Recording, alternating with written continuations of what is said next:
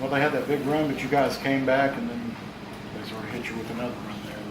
Yeah, I mean, the thing that led to that big run is what bothers me though. Like, we didn't do a good enough job of moving on to the next play. We,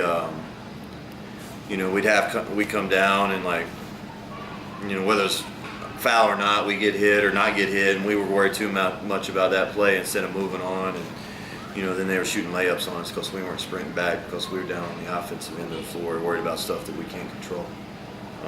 Look at the stat sheet. We line up pretty well everywhere across the board, but you get outscored 38-19 at fast break points. That's gonna kill you. And 95% of that is just because we refuse to move on to the next play. Most of those break points came from those two runs that they had in the second half. Yep.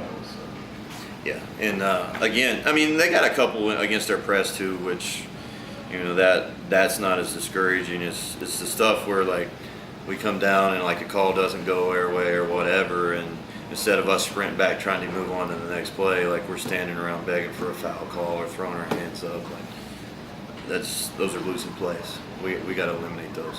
What do you think was the cause of that today?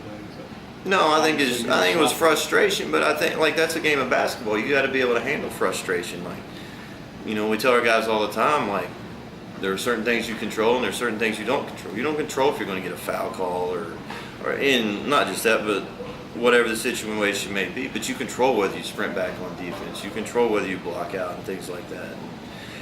That's the area where we didn't do a good job today.